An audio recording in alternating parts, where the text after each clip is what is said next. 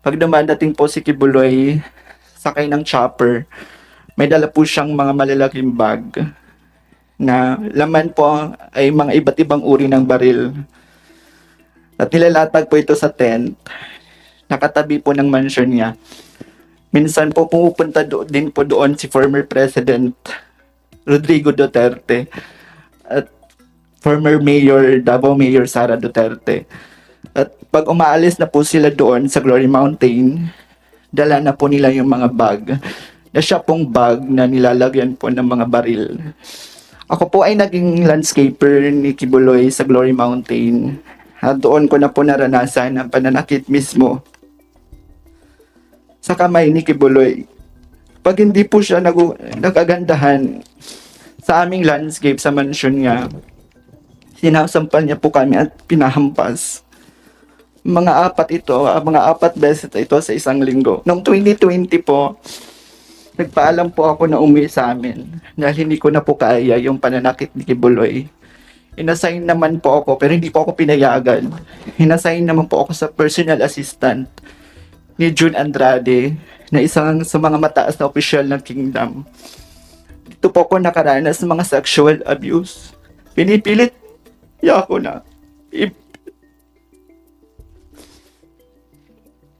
pinipilit niya po ako i-blowjob at i-masturbate siya. May basbas naman daw ito kay Kibuloy. Tinumong ko ito sa executive secretary ng Kingdom at CEO ng McDonald's KJC na si Eleanor Cardona. Pero di ako hindi po naniwala bagkos pinagalitan ako at sinampal dahil grabe na daw po yung yawa sa loob ko. Pinag-fasting ako ng 7 araw na walang kain.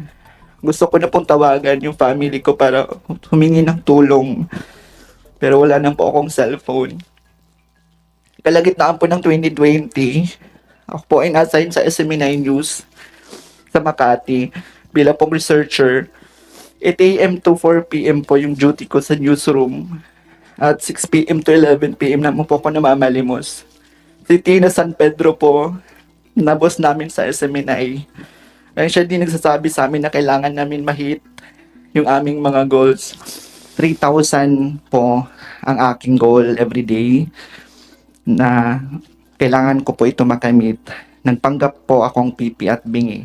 Kung hindi ko po ito maabot, ay papaluin po ako at di pa ako papakainin.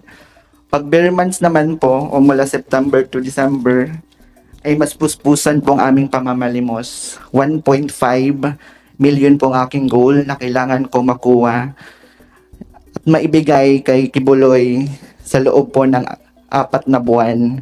Kaya 8 a.m. to 11 p.m. ako namamalimos. Halos wala na pong pahinga at kain.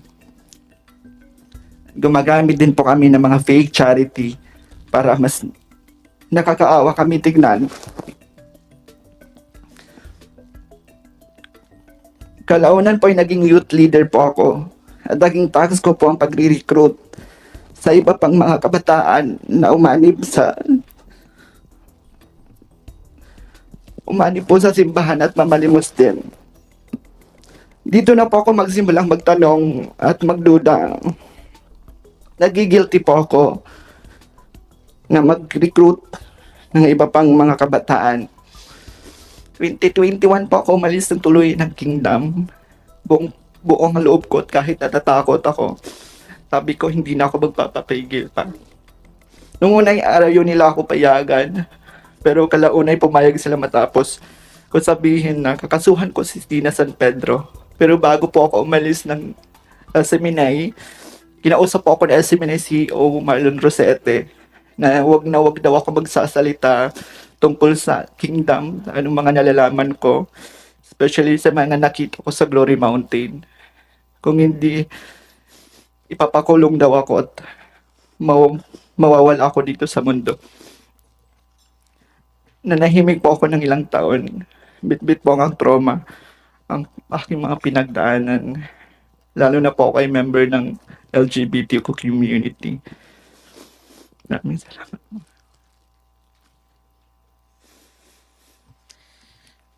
Maraming salamat, Elias Rene, sa pagbasa ng iyong affidavit sa aming komite kahit ay napakasakit